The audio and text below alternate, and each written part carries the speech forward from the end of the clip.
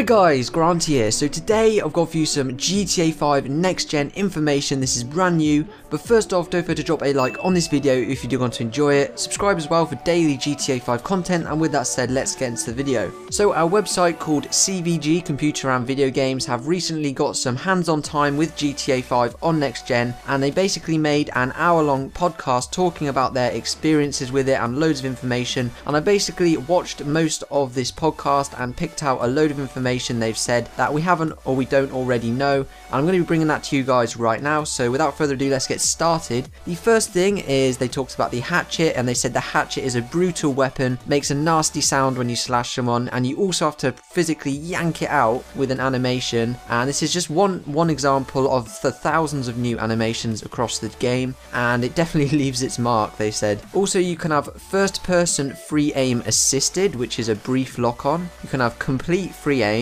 assisted aim full, assisted aim partial, first person on foot field of view sliders. I have no clue what that is, but that's what they said. And also first person ragdoll and more. I don't know what first person ragdoll is, but there's quite a lot more as well. Also, if you take cover while in first person, it will seamlessly switch to third person, which is pretty cool. There's also thousands of new animations in pretty much every aspect of the game, guys. I'm sure some of you knew that already. Also, characters now blush, which is pretty cool, and they have new facial animations as well. There was also a new depth of field addition, which is basically when you focus in on something with a camera, everything around it apart from what you're focusing on will slightly blur. You can turn this feature on or off, or choose a point in between from the options menu, which is pretty cool. Also, using the Zentorno as an example for this, it has a neon light strip on the back of the Zentorno which will reflect off tarmac and also obviously look different depending on the weather conditions and lighting. So it's pretty cool that stuff reflects off the road, whether it's wet, dry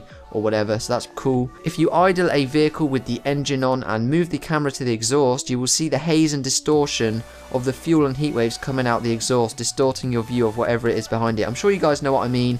If your car's like hot and you look at the bonnet, you have those heat waves that distorts. That they actually have that in GTA, which is insane. The new railgun is extremely powerful, guys, and it is comparable to the rocket launcher, but it just has a slower reload. You can shoot it at cars and pedestrians and they will die or blow up very quickly. The railgun is definitely one of the most powerful guns in the game, said CVG from the podcast. There was also hours of new audio, whether that be from in-game characters, radio station hosts, random pedestrian conversations or something else. And finally, when driving in first person, you can press down on the D-pad to duck into cover, but obviously as you're in first person, this restricts your line of vision but restricts your chance of getting shot as well. So guys, that's a load of new info I pulled. I might have some more information from this podcast for you tomorrow, as I didn't actually look through all of it or listen to all of it, so stay tuned for that. Don't forget to drop a like on this video if you did enjoy it, and thanks for watching. This is Granty. Peace out.